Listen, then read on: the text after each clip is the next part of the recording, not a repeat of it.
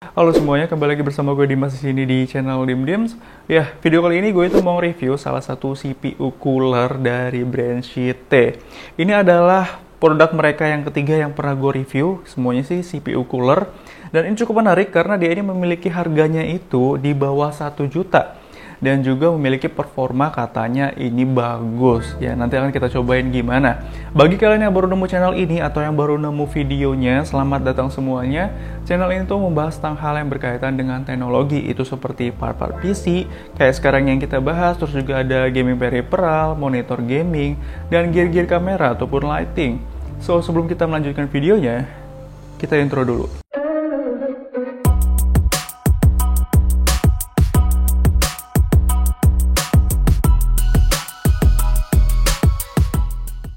Nah, ini adalah CPU cooler dari Shyte Mugen 5 Rev B yang sudah di tangan gua. Dan ini cukup menarik, yang tadi udah gue bilang sebelum intro, ini harganya di bawah 1 juta dan juga memiliki performanya itu cukup tinggi. Nah, kalau kalian tahu ya, ini adalah produk ketiga yang pernah gue bahas. Jadi yang pertama itu adalah CPU cooler dari Shyte juga. Namanya itu adalah Biako 2 yang harganya benar-benar murah lah ya, tapi performanya itu juga bisa dibilang tinggi untuk di kelasnya. Itu di bawah 400.000 kalau nggak salah. Kalian bisa cek aja di marketplace. Itu banyak banget tersebar juga untuk Shyte Biako 2. Dan juga kalian pengen lihat reviewnya, itu kalian bisa cek aja di channel ini. Terus yang kedua itu adalah CPU cooler dari Shyte juga. Namanya adalah Mugen 5 ARGB yang harganya itu 1,1 juta, yang ukurannya benar-benar gede banget dan bulky, yang menurut gue itu cukup estetik karena dia itu sudah memiliki RGB di dua fan-nya, dan itu dua fan ya untuk konfigurasi fan-nya, dan juga di atas heatsinknya itu sudah ada RGB. Nah, itu adalah kedua barang dari Shyte yang pernah gue review. Jadi ini adalah yang ketiga. Ini adalah Mugen 5 Rev B. Dan kayaknya kita langsung aja unboxing. Kita nggak perlu lama-lama kan. Oke, gue geserin ini terlebih dahulu untuk test bednya. Dan ya.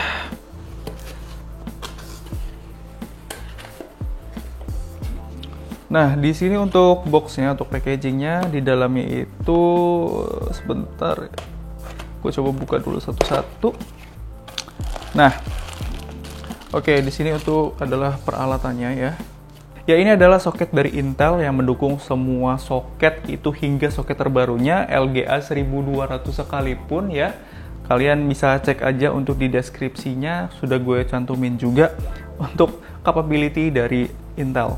Dan ini untuk di bagian bawah motherboardnya. Setelah itu, kalau kita next lagi, di sini ada thermal paste. Ada thermal paste dari Shyte ya. Mereka ini membuat thermal paste sendiri. Thermal paste ini itu adalah hal yang wajib sih ada di CPU cooler. Tapi ada juga sih yang nggak ada thermal paste-nya loh, ada.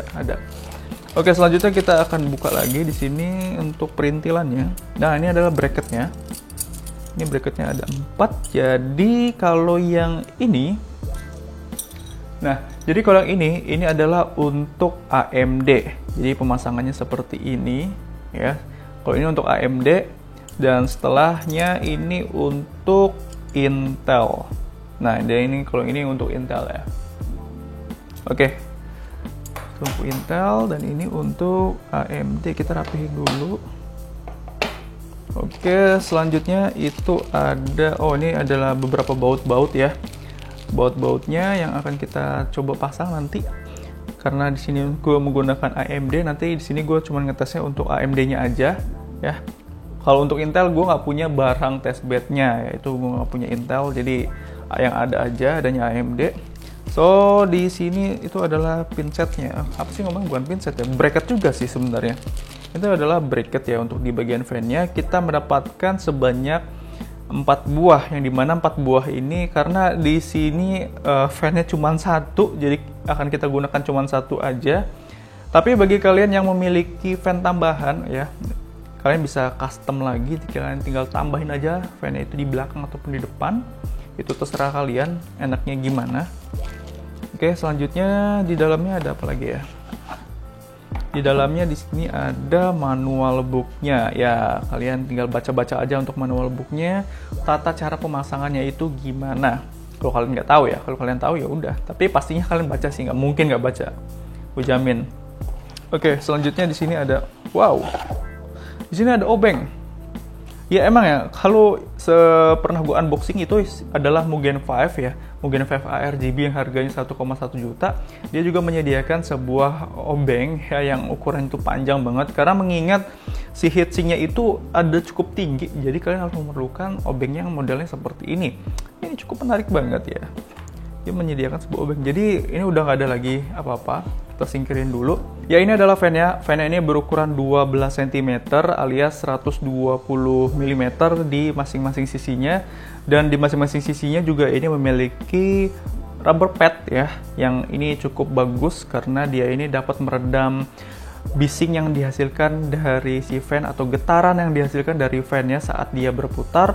Setelah itu juga untuk keseluruhan build quality-nya dia ini full plastik ya, full plastik semuanya, dan memiliki jumlah blade-nya ini ada 11 buah blade yang bisa memutar hingga 200 sampai dengan 1200 rpm, itu bisa nambah 10% lagi ya. Dan untuk idle-nya 200 rpm itu benar-benar hening banget sih ya untuk idle-nya. Dan nanti akan kita tes seberapa dinginkah CPU cooler ini ya kan, hanya menggunakan satu fan aja. Dan selanjutnya ya kayaknya sih ini deh apa, heatsinknya. Ya ini adalah heatsinknya dari Schitte Mugen 5 Rev B. Ini gede banget sih heatsinknya kalau kalian lihat di sini ya. Yang menurut gue ini gede banget dan benar-benar bulky. Ya ini sih hampir mirip 11-12 dengan Schitte Mugen 5 yang pernah gue review ya. Dan ini memiliki bawahnya itu heat pipes-nya. Itu heat pipes-nya berjumlah ada 6 buah di masing-masing sisinya. Jadi kiri ada 6 dan di kanan ada 6. Itu kita totalin jumlahnya ada 12 heat pipes. Yang dimana semakin banyak heat pipes itu juga menghantarkan panasnya semakin bagus dan juga semakin baik tentunya.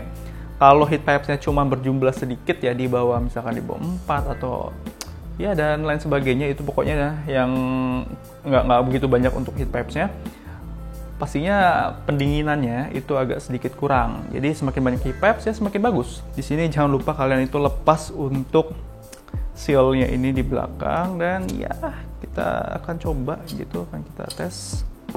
Nah ini adalah testbed-nya yang gue gunakan. Jadi kalau untuk cara pemasangan si heatsink ini sangat mudah banget. Jadi kalian harus memerlukan untuk stok dari AMD-nya aja. Jadi karena gue harus melepaskan ini, gue harus ngelepasin dulu untuk baut-baut dari motherboard-nya. Oke, tadi gue udah ngelepasin semua baut-bautnya, dan gue juga mau ngelepasin si ini untuk stoknya dari AMD. Ini pemasangannya sih mudah sih sebenarnya. Tadi gue udah ngelepasin ya di keempat sisinya untuk stok dari bracket AMD-nya. Kita hanya memerlukan untuk bagian belakangnya aja, ini yang seperti ini. Oke, setelah itu kita langsung masukkan ini, maksudnya yang tadi mana plastik. Nah, yang seperti ini. Oke, yang berwarna hitam. Kita masukin aja. Nah, kayak gini modelnya. Di keempat sisinya itu seperti biasa. Dan ini bracketnya ya, kalau kalian menggunakan AMD ya kalian gunain aja AMD. Kalau kalian menggunakan Intel ya kalian gunain Intel. Ya sesuaiin aja. Ini terus kalian masukin aja ya. Seperti ini dan seperti ini.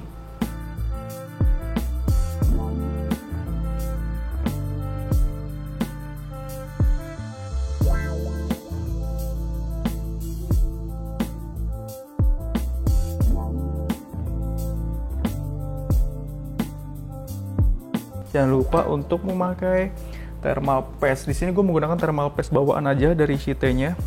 Dan nanti kan pengetesan kalian harus tahu sendiri ya. Kalau kalian menggunakan thermal paste dari brand lain, nggak masalah, nggak apa-apa, sesuaiin aja. Jangan terlalu kencang-kencang dulu untuk yang pertama. Jadi kalian harus menyesuaikan terlebih dahulu. Gue hampir lupa, gue harus masang ini motherboard-nya dulu ke bagian testbed-nya karena gue lupa tadi. Ya, ini gue udah melakukan pemasangan motherboard-nya, udah gue pasang, gue kencengin ke testbed-nya juga. Terus juga udah memasang si heatsink-nya yang super besar ini.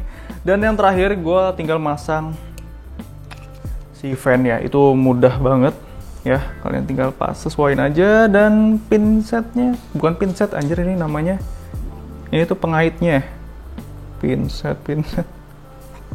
Nah, jadi ngaitinnya seperti ini. Ya kan, tuh seperti ini. Ini nanti tinggal kaitin di heatsinknya. Taruh dulu di keempat sisi, maksudnya di kedua sisi. Itu mudah banget pemasangannya. Terus kalau yang kabel ini untuk ke PWM-nya ya, maksudnya ke CPU fan. Dan ya, untuk pemasangan CPU coolernya udah kelar sih sampai sini aja. Jadi gua tinggal masang-masangin untuk ini aja.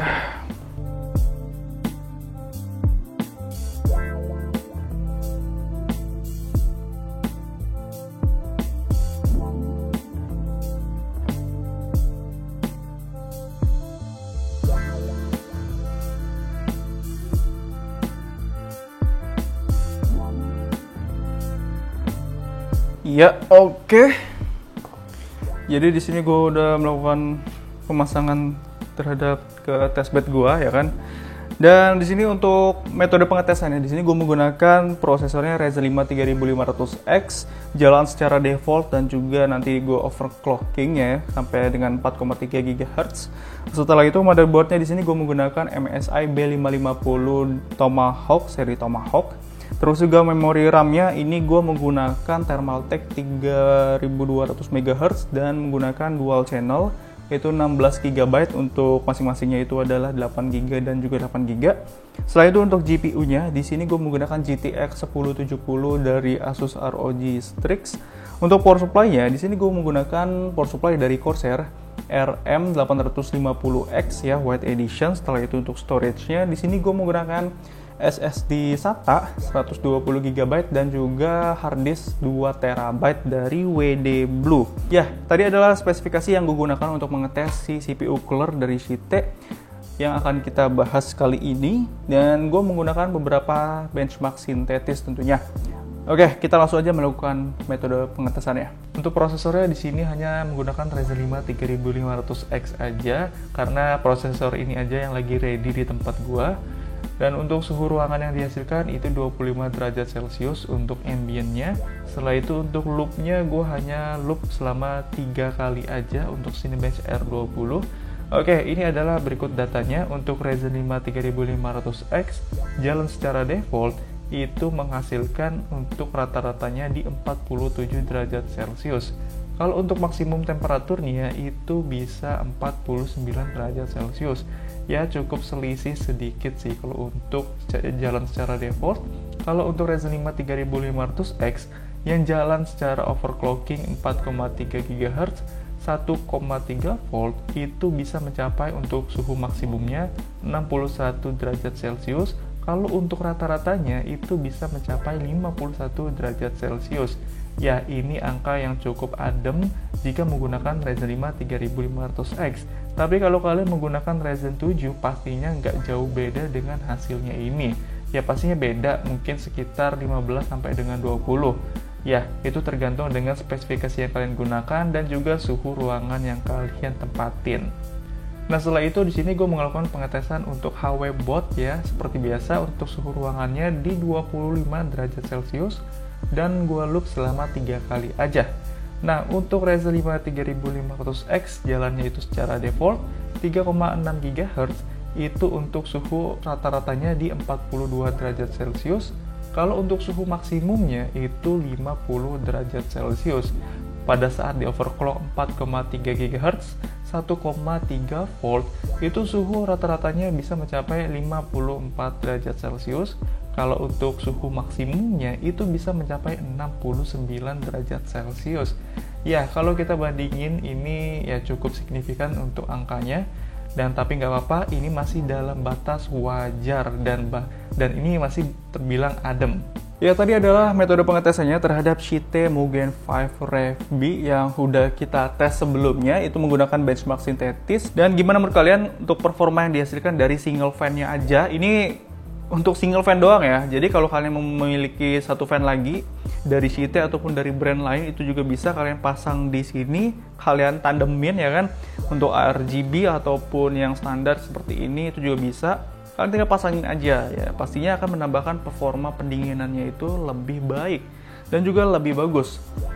Dan sebenarnya untuk fungsi-fungsi yang tadi ya, yang gue udah bilang untuk heat pipe-nya ini banyak banget, itu ada 12 heat pipes, yang semakin banyak heat pipes yaitu semakin dingin untuk menghantarkan arus dari si prosesornya itu.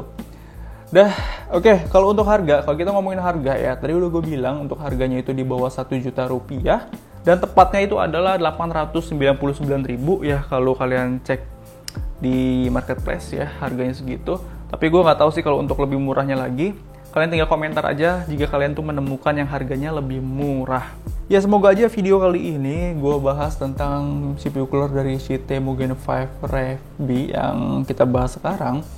Semoga aja menjadi referensi bagi kalian semuanya yang lagi bingung mencari sebuah CPU cooler untuk PC kalian. Dan ya, mungkin review gue mengenai CPU cooler dari Cite kali ini cukup di sini aja. Gue pamit undur diri, gue Dimas, see you on the next video.